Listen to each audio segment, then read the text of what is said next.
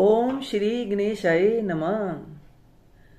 आज शुरू करते हैं छठे अध्याय का बाकी का भाग, जिसमें श्री कृष्ण जी अर्जुन को योग के बारे में बता रहे हैं। तो शुरू करने से पहले करते हैं भगवत नाम की माला। श्रीमन नारायण नारायण हरि हरि, भजमन नारायण नारायण हरि हरि। तेरी लीला सबसे न्यारी न्यारी, हरि हरि। हे अर्जुन, यह योग ना तो बहुत खाने वाले का, ना बिल्कुल ना खाने वाले का, ना बहुत शयन करने के स्वभाव वाले का, और ना सदा जागने वाले का ही सिद्ध होता है। दुखों का नाश करने वाला योग तो यथा योगे आहार विहार करने वाले का, कर्मों में यथा योगे चेष्टा करने वाले का, और यथा योगे सोने तथा जागने वाले का ही सिद्ध होता है।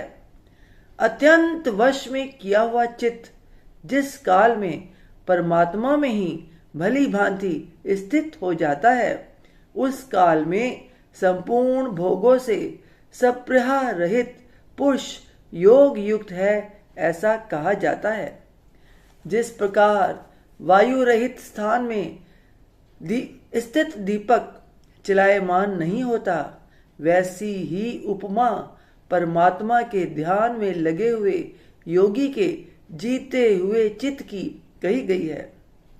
योग के अभ्यास से निरुद्ध चित्त जिस अवस्था में उपराम हो जाता है, और जिस अवस्था में परमात्मा के ध्यान से शुद्ध हुई सूक्ष्म बुद्धि द्वारा परमात्मा को साक्षात करता हुआ सच्चिदानंद घन परमात्मा में ही संतुष्ट रहता है। इंद्रियों से अतीत केवल शुद्ध हुई सूक्ष्म बुद्धि द्वारा ग्रहण करने योग्य जो अनंत आनंद है, उसको जिस अवस्था में अनुभव करता है, और जिस अवस्था में स्थित यह योगी परमात्मा के स्वरूप से विचलित होता ही नहीं, परमात्मा की प्राप्ति रूप जिस लाभ को प्राप्त होकर उससे अधिक दूसरा कुछ भी लाभ नहीं मानता, और परमात्मा प्राप्ति रूप जिस अवस्था में स्थित योगी बड़े भारी दुख से भी चलायमान नहीं होता, जो दुख रूप संसार के संयोग से रहित है तथा जिसका नाम योग है, उसको जानना चाहिए। वह योग न उकताए हुए अर्थात धैर्य और उत्साह युक्त चित्त से निश्चय पूर्वक करना कर्तव्य है। संकल्प से उत्पन्न होने वाली संपूर्ण कामनाओं को निशेष रूप से त्याग कर और मन के द्वारा इंद्रियों के समुदाय को सभी ओर से भली भांति रोक कर क्रम क्रम से अभ्यास करता हुआ उपरति को प्राप्त हो, तथा धैर्य युक्त बुद्धि के द्वारा मन को परमात्मा में स्थित करके परमात्मा के सिवा और कुछ भी चिंतन न करे।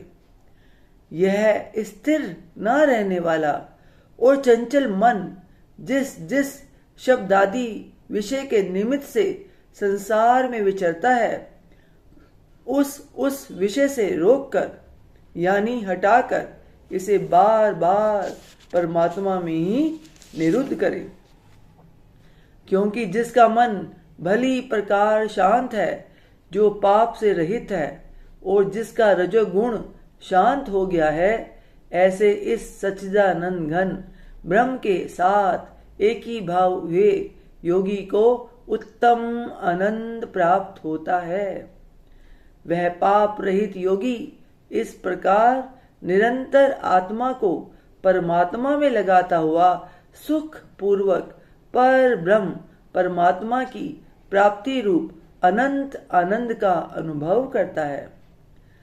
सर्वव्यापी अनंत चेतन में एक ही भाव से स्थिति रूप योग से युक्त आत्मा वाला तथा सब में समभाव से देखने वाला योगी आत्मा को संपूर्ण भूतों में स्थित और संपूर्ण भूतों को आत्मा में कल्पित देखता है।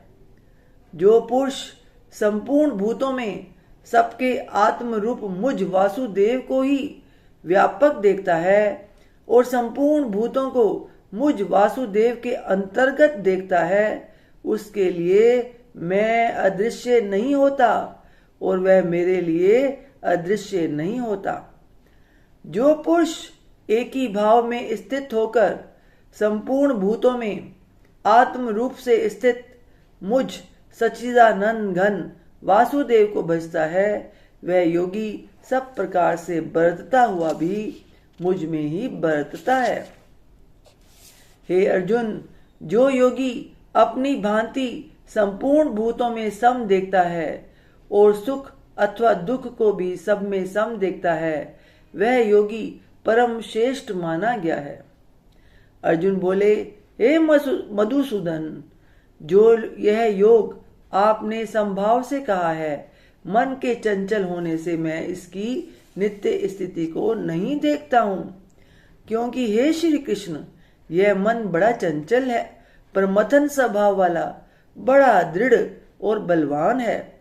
इसलिए उसका वश में करना मैं वायु को रोकने की भांति अत्यंत दुष्कर मानता हूं। श्री भगवान बोले, हे महाभाव, निसंदेह मन चंचल और कठिनता से वश में होने वाला है, परंतु हे कुंती पुत्र अर्जुन, यह अभ्यास और वैराग्य से वश में होता है।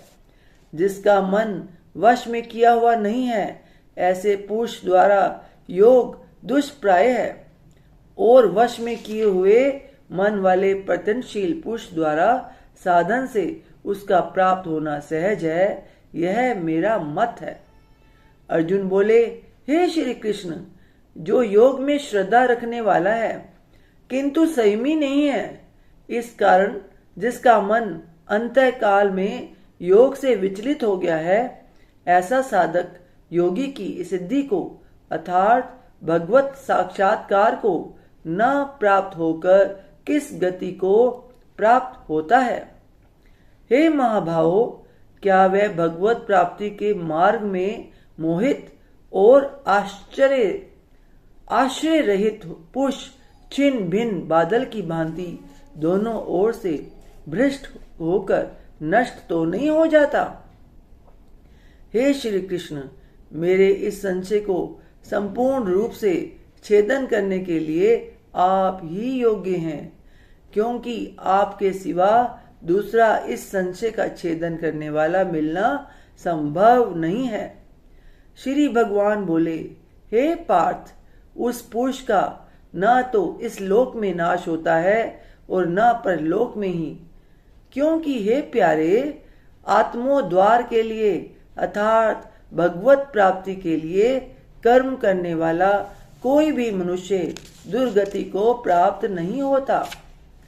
योगा भ्रष्ट पुरुष पुण्यवानों के लोकों को अर्थात स्वर्ग आदि उत्तम लोकों को प्राप्त होकर उनमें बहुत वर्षों तक निवास करके फिर शुद्ध आचरण वाले श्रीमान पुरुषों के घर में जन्म लेता है, अथवा वैराग्यवान पुरुष उन लोकों में न जाकर ज्ञानवान योगियों के ही कुल में जन्म लेता है।